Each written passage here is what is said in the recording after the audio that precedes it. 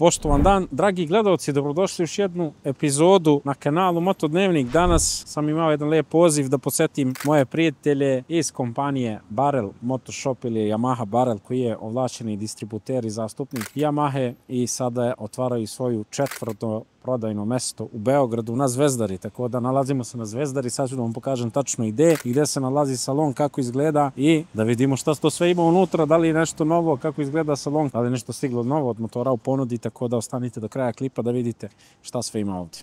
E pa ljudi, kao što sam rekao, nalazim se ispred Aviv parka, parkirao sam auto tu, tako da znate, možete i vi, ne znam da li vam ima mesta, ali salon novi Barel Motoshop ili Yamaha Barel, kako ja volim da je zovem, se nalazi tačno na adresi ulica Živka Davidovića, broj 91. I kao što možete da vidite, ono što sam se ja obradovao kad sam došao, odmah su tu ispred bili neki novi motori izloženi. Naravno tu je i ovaj brodski program, ali mene ono više zanima šta ima ovdje od motora izloženo i ono što je najinteresantnije, tu je novi MT-07 koji je registrovan i koji od danas možete zvanično da zakažete i da testirate, tako da posjetite bilo koji Barel salon ako hoćete da zakažete test vožnju. Ja iskreno da čekam da ga snimam, zato što novi MT-07, upside down vile, radijalno postavljene kočnice, unapređena elektronika, unapređen ekran, unapređen korman, komande na korman, malo lepši ovaj dizajn. Iskreno mislim da Yamaha, iako je bio već u najprodavaniji model, mislim da će tek da pokidaju s njim u ovoj godini. Tu je naravno i MT-09, imali ste priliku da ga gledate premijerno također na mom kanalu. Prošle godine, već kad je izašao, čini mi se prošle godine, sad već ne znam ni sam. I tu je Yamaha Tenere Explorer, motor koji me oduševio, definitivno prošlogodišnji model, a mislim da je stigao i novi model koji možete da vidite u salonu. Pa ljudi, dobrodošli u četvrti prodajni salon Yamaha Barel. Kao što vidite ovdje na ulazu, sa desne strane je prva ponuda vezana za ovaj brodski program. Tu je posluženje, sa leve strane možete vidjeti zid pun MT kaciga koje smo delili sad bili oko nove godine u saradnji sa njima. Iskreno, mene ove kacige su bile baš oduševile.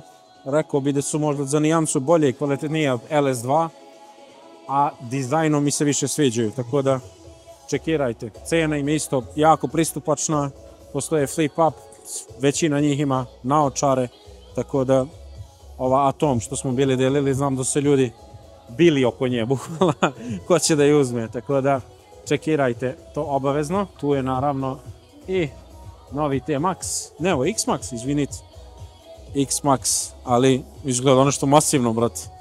Nisam očekivao da će ovako moćno da izgleda. S desne strane je Shark ponuda, Shark kaciga koju ja trenutno nosim, ali morat ću kupim ove neke fancy vizire možda. Ja imam onu Squall i3, mislim da je to neki ovaj model, nisam tačno siguran ovdje po nazivima, ali tu su momci koji rade u Yamahi, pa će da vam objasne sve. Ali, kao što vidite ovdje na ovoj strani, tu je naravno i ovaj NMAX 125 koji ste vidjeli ispred, ali ovdje s ove strane je kompletna ponuda Shark kaciga. Tu je i Razor 125 NMAX, mi malo lepše izgleda, ali iskreno i ovaj skuter je cool. Sad ono što je novo što sam video, a to nije ranije imalo u Barel Motoshopu, to sam video i saznao danas od Marka da su oni postali zastupnik GV ili GV skutera.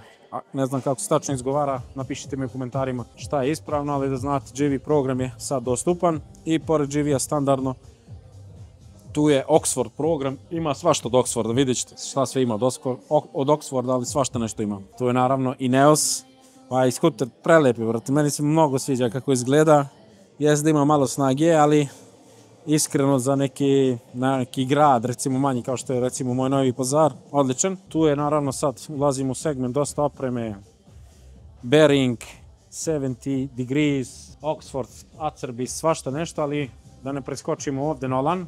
U Barelu možete vidjeti ovdje i Nolan kacige. Šta mi se sviđa generalno za sad u radnji je baš ogroman izbor, brate. Bukvalno kad bi došao sad da biram kacigu, na svakom zidu mi se po jedno svidjelo.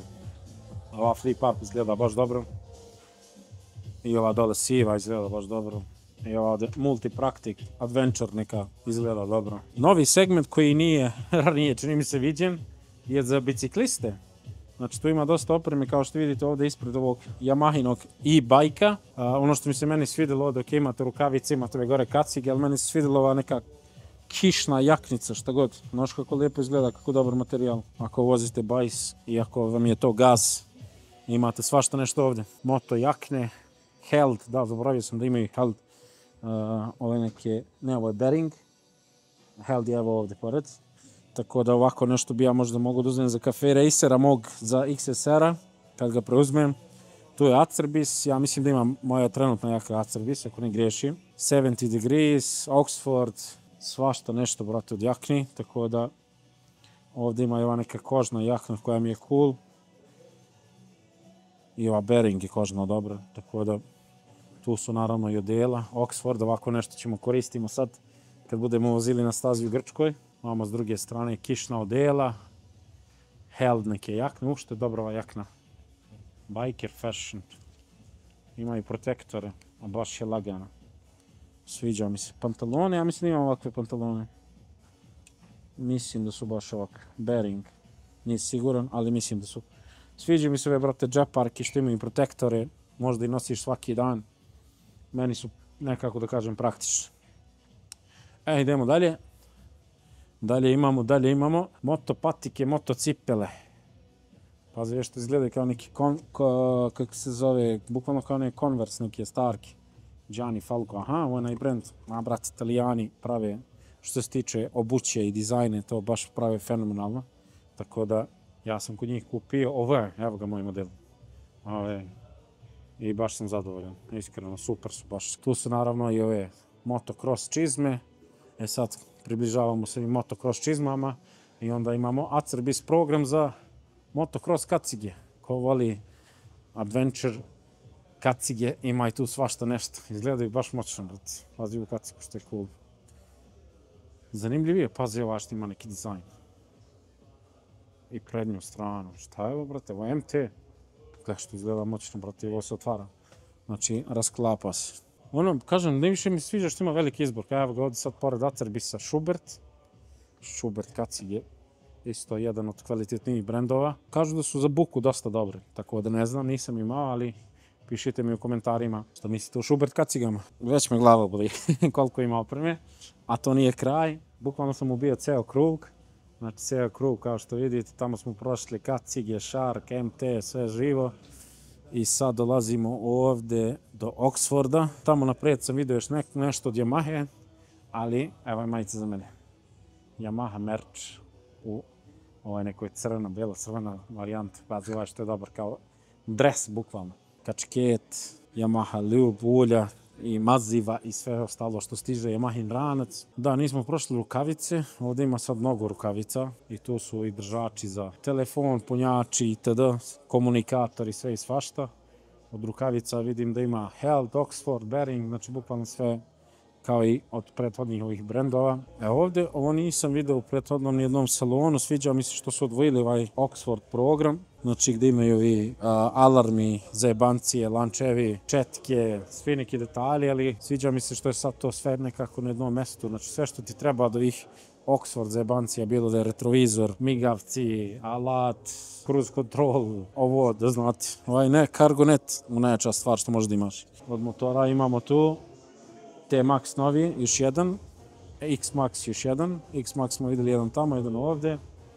Tako da to je, što se kaže, sami vrh što se tiče skutera kod Yamahe u ponudi. Motor koji isto jedva čekam na test, nova Tenera. Konačno je sklopljena i izložena ovdje u salonu. Tako da znate, možete da vidite novu Teneru ovdje. Pričat ćemo kad budemo snimali test neke detalje, ali dosta stvari su izmenili. Tu je naravno i dečji program. Sviđa mi se ovo baš zdravlje Sara ako bude ovdje da i uzme možda nešto. Ali MT-09 SP, koliko je moćan sa ovim zlatnim viljama. Fantazije. Tu je i MT-7 u crnoj boji, ali pazi MT-7 i MT-09 ovako kad ti gledaš sa strane ne bi neku razliku napravio, osim ako ne gledaš detaljnije dole, recimo u izduve, viljuške naravno i to dobro, ovo je sad SP varijanta i tu je prošlogodišnji MT, nije ovo MT-03, mislio sam da je ovo prošlogodišnji model. 2025. jeste boga mi, ali čisto vidite kako i on izgleda. Znači ovo je neki motor recimo za početnike, ali mislim da je MT-07 pobednik u toj nekoj naked kategoriji. Tracer 7, pitali ste dosta vas, ne znamo kad stiže novi model. Probat ćemo od Marka dobijemo neke informacije. Da li stiže novi Tracer 7 i kad. A Tracer novi 9 izgleda fantazija. Ljudi uživo. Meni je uživo u ovoj crvenoj varijanti, a ovo je fantazija, brati. Unapredili su i sedenje, ovaj rezervar izgleda moćnije, ekran, to je display 10 puta bolje, Karman.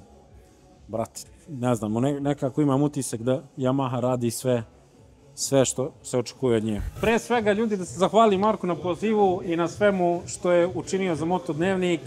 Da podsjetim sve vas, giveaway za novu godinu, prve vožnje, premijer MT-09, sve i svašta, tako da hvala ti Mare i čestitam ti na otvaranju još jedne radnje. Da si mi živ i zdrav, brate. Hvala tebi. Hoću da ti pitam par stvari vezano za Barel. Barel posluje 25 godina, da? 25 godina, da. Top, a reci mi, ovo je 4. radnja, jel? 4. prodajno-servisni centar, Niš, Beograd sad ima 2 i Novi Sad. Da. Reci mi, šta je novo za 2025. godinu, šta treba ljudi da znaju što se tiče Yamahe, šta ima na test vožnji, šta nema na test vožnji i to da. Posle 25 godina poslovanja, rešili smo da definitivno Beograd je jedan velegrad kome je definitivno trebalo još jedan ovakav salon. Naš koncept svih radnji je generalno da izložimo sve što je Yamahin moto program i nautički program, kao i ATV program i e-bike segment i tako dalje. Vidiš i sam da ovde nema samo motocikala i skutera, već je to apsolutno jedna zaokružena priča sa, naravno, neizbežnim delom Motoshopa, gde radimo svetske brendove, Schubert, Shark, MT Helmets, Held, Acerbis i tako dalje, Oxford i slično. Ovde šta možete da testirate, još uvek nije kompletna gama test vozila stigla, ali ono što je na Zvezdari je MT-07Y AMT. Možemo li to? X-Max, jel? Da. Da, i izgleda masivno. Nije mi dalo, čini mi se ovako velik na sliki. Jeste, definitivno je godina prethodna u stvari obeležila ovu posebnu grupu koja sada ima prednja svetla u obliku slova X, tako da ima neku baš X-Max temu i nekako je dobio dušu. A za 2025. je zgodno što Tech Max verzija kao i Tech Plus dobijaju elektropodesive vizir. Znači, i on će moći ovde se testira? Moći će da se testira ovde, šta ne bude ovde, naravno bit će u Novom Beogradu, uglavnom MT-07Y AMT, X-Max 300, T-Max naravno novi, imat ćemo tu i Tenere novu i N-Max takođe. Znači, ljudi da znate, imate svašta da testirate. Da. Iskreno, ja bih baš voleo da provozam ovaj X-Max, ali vidjet ćemo. Naći ćemo vreme i za to da snimimo. Hteo sam da te pitam, nešto su me ljudi pitali, a to je, jel znaš kad stiže Tracer 7? Tracer 7 je jedan embargo, jedna interesantna informacija koju ja imam, je da bi trebalo da negde septembra, okvirno, prezentujemo šta se planira za 2025. godinu, odnosno za 2026. Jer pretpostavljam da prezentacija ta koja bude septembra, ti modeli možda i neće biti kod nas do kraja ove godine, što znači sledeća godina. A ako gledamo, neću ti reći ništa, ali ću ti malo i reći, a to je ako gledamo unapređenje koje MT-07 dobio kao dvocilindrični, vrlo je logično da dođemo do nekog zaključka da će Tracer 7 doći do tih sličnih upgrade-ova. Cool, a ništa, hvala ti, neću više da uzimam vreme, ima dosta ljudi u salonu, malo da se družiš s njima. Šta bih rekao ljudima, eventualno samo za kraj, naravno ja vas pozivam, dođite u Barel, ljudi su svi super otvoreni, komunikativni, a Mare možda ima neku poruku za vas da dođete nešto specijalno da testirate ili da probate. Svratite do nas, Živka Davidovića 91 Zvezdara, Yamaha Barel, u novom lokalu, ali i po onim starim našim običajima. Staro dobro. Brate, ultra sam srećan, tako da idemo pokažemo motor sa 0 km, uzao sam papirologiju, nadam se da nisam potpisao kredit neki, ali ajde da vidimo ovaj MT-07. Kako izgleda, pa da sedimo na njega i ga vozimo. Imamo sta lepši nego nov motor. Prvi osjećaj nema kvačila, brate. Prvi osjećaj nema kvačila, to je top. Tako da, 1 kilometar ima, slago si me, dokaz 1 kilometar. Dobro, on je ubačen u eno, inače, ako niste znali, ovaj novi sistem, znači njemu je neutral dole, a sve ostale brzine su gore, tako da ajde da ga upalimo. CP2 automatik. Ništa ljudi, idem da stavim kacigu, pa ću vam prenesem prve utiske. Idemo da vidimo kako se vozi YMT. Kao sam rekao, prvi osjećaj je da tražiš kvačilo, a nema ga. Tako da, zanimljivo, MT7 bez kvačila, tako da vidimo kako se to vozi. Smo dali kontakt, jesmo, podigli smo. Treba stisneš kočnicu, da. I u principu, ovdje treba da ubaciš, ja mislim, u pluc. Tako je, u prvu. Ubaci u prvu, nije nešto i kreće. Dobro, okej. Ništa, idemo se probati jedan krug pa ćemo da vidimo kako ovo radi. Šaltanje u D modu, da vidimo kako se to vozi. Inače, motor je prelagan, brate. Motor je, osjeća se prelagano. Vešanje preko rupa, prvi osjećaj. Malo tvrđe, čini mi se. Goriva nema. Ali 1 kilometar, ljudi, nov motor. Zamisli. Tako da, ne mogu da verujem. Šta još ne mogu da verujem da ovaj motor ima tempomat. Evo sad je prešao to u treću bez problema. Kočenje, druga nazad, prva. Brate, šalta skroz okej. Luka me istripovo. Čak bi rekao da bolje šalta iz drugi u prvu nego MT-09. Znači, bukvalno, prilično neprimjetno. Sad ću vam kažem tajno, ali okej, ispričat ću vam sutra detaljnije. Sad znam da ne smijem više od 5000 obrtaja da ga vozim. Kočnice, prednja dobra, zadnja isto okej. Vozi se ka bicikla, brate. Brate, koliko je ovo lagan motor. Sigurno neću moći da ga stiskam, ali testiramo sve sutra detaljnije. Za sad samo prvi osjećaj za feeling prenosimo. Tako da, to je poenta. Hajde ovdje da vidimo preglednost kakva je. Okretanje ovdje. Brate, može se okreneš bez problema. Sve lagano. Tako da. Evo, sad sam išao levo, desno i motor je prešao to i nisam imao neki cim. Evo onu treću. Bez problema, da vidim da li možeš da override-uješ. Možeš. Boga mi, menjaš, boga mi radi baš dobro. Ono što sam primijetio, čini mi se malo su ti nekako bliže ove komande u odnosu na MT-09. Ovdje bi, jer nisam dugo vozio MT-09. Malo su, da kažem, udaljene ove komande za šaltanje, kočnica prednja. Radi okej, sve. Ima tu svašta još nešto se testira, uglavnom ja sam htio prvi kilometar i prvi osjećaj vožnje da vam prenesem nakon otvaranja novog salona. Tako da, očekujte sutra i preko sutra detaljniji klip, a mi idemo da parkiramo motor i idemo na svadbu. Tako da to je neki plan.